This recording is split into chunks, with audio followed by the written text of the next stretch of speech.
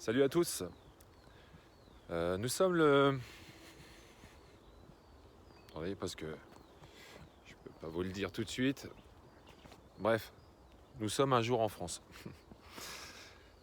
Ça fait 9 jours que je suis parti de chez moi, que ma rupture est consommée.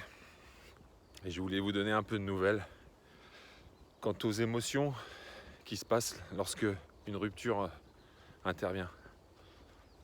Il faut savoir que les premiers jours, tu as dû ressentir comme moi, si ça t'est arrivé, une sorte d'impuissance, quelque chose qui t'a mis dans le désarroi total. Il faut savoir que dans ces moments-là, on a l'impression de perdre son identité. Pourquoi ? Parce que l'autre était tout pour nous, on faisait tout ensemble, on projetait. Et puis aujourd'hui, on se retrouve sans rien, démuni, avec aucun projet, aucune personne sur qui s'appuyer tendrement, je dirais. Parce que des gens autour de moi, j'en ai beaucoup, et heureusement. Et d'ailleurs, je voulais vous remercier pour tous vos messages et votre soutien.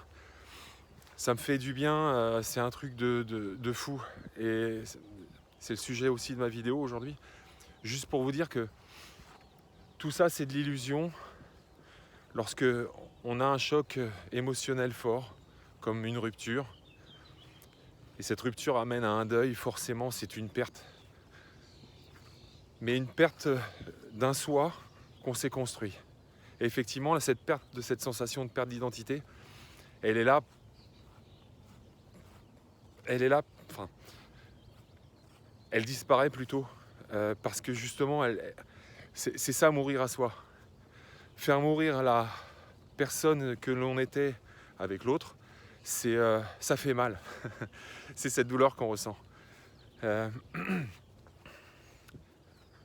mental, mon ennemi numéro 1 pour le moment, parce que je ne peux pas l'utiliser pour faire dans son plein potentiel, pour créer, pour être dans une joie super profonde et un enthousiasme juste parfait. Mais finalement, c'est pareil, ça fait partie de la mission. Pourquoi ? Parce que lorsque tu vois ton mental qui prend le dessus sur la personne que tu es, ton ego, qui s'est construit à travers toutes ces années, hein, pas qu'avec tes relations, mais avec ton enfance, la société, l'école, ton métier, tes collègues, toutes ces croyances qui ne t'appartiennent pas, finalement, ont fait de toi quelqu'un qui n'est pas toi. Donc le mental, en fait, il joue bien son rôle, puisque je l'ai autorisé pendant toutes ces années à prendre ma place. Parce que j'ai cru le monde, mais c'est même pas le monde que j'ai cru, c'est les gens autour de moi. Le monde, il est vaste, et je pourrais dire j'ai cru le monde quand j'aurais fait le tour de la Terre et que j'aurais vu les 7,4 milliards de personnes qui habitent dessus, quoi. Donc ça fait du bien de relativiser, parce que quelque part, ça aide pas à effacer une douleur, hein, ça c'est clair. Mais juste le fait de prendre conscience que t'es pas toi-même, et tu l'as jamais été quelque part. C'est peut-être une opportunité maintenant pour pouvoir reprendre sa vie en main. Et je dirais plus son être en main. Sa vie, elle va découler de ce que je vibre à l'intérieur de moi. Aujourd'hui, je vibre la tristesse, c'est normal. Je vibre la perte. Donc tout ça, il va falloir vite l'enlever, parce que je vais attirer à moi la tristesse et la perte. Pourquoi ? Parce que je la vibre, et puis qui se ressemble s'assemble. Et il est hors de question que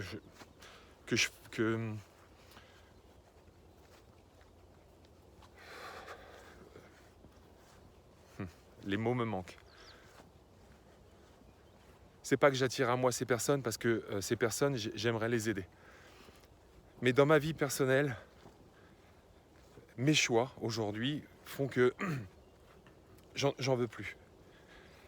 Je tends justement à vibrer au maximum la vie telle qu'elle vient, Parce que la vie, c'est pas que le bien, c'est aussi le mal, c'est le noir et le blanc, le plus et le moins. Donc ça, j'en ai bien conscience. Et moi, je veux une vie vraie aujourd'hui. Fini le masque. Le masque tombe. Ça, c'est certain. Et grâce à cette expérience, en fait, on se découvre. Ça, c'est clair, c'est net. On se découvre à quel point, pas par ces conneries, puisque quelque part, c'est des expériences qui doivent nous montrer qu'on n'est pas sur le bon chemin. Quand rien ne s'ouvre, quand tu souffres à l'intérieur de toi, quand tu n'es plus bien avec une personne, arrête de l'accuser. Pose-toi la bonne question. Est-ce que ton choix du départ, il n'a pas été assujetti à une envie de combler un vide qu'il y a en toi? Ce vide aujourd'hui, je l'ai, je le vois, je l'accueille et je vais le remplir. Mais pas par l'extérieur. Par le prendre soin, c'est ça. C'est me remplir au maximum de choses qui vont me changer les croyances comme quoi on est seul, la solitude c'est dur, on sera jamais plus aimé comme on l'a été. Enfin, toutes ces conneries que le mental essaie de te donner pour que tu puisses faire demi-tour. Tu sais, pour que tu puisses repartir là. C'est con quand même, hein. T'as une putain d'opportunité pour pouvoir te réaliser, mais tu laisses le mental décider pour toi. Donc non, non. C'est là que la force doit intervenir. Bien sûr que ça fait mal. Bien sûr que la peur du chemin devant, on ne sait pas où est-ce qu'on va. Mais putain, quelle aventure! Rappelle-toi quand tu étais petit ou petite, quand tu partais jouer, tu savais pas ce qu'allait se passer. Mais putain, tu étais heureuse de vivre le moment. Bon, bah voilà. Voilà, court, mais je voulais vous la partager parce que ça fait du bien. Je vous souhaite une bonne journée.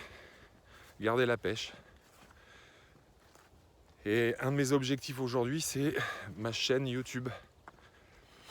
Et j'espère que je vous ferai vivre des moments parfaits pour moi. D'accord? Et que j'espère que ces moments parfaits pour moi et que je partagerai avec vous, que vous puissiez ressentir en vous que finalement, on est tous pareils, hommes, femmes. On a des attitudes différentes, mais voilà.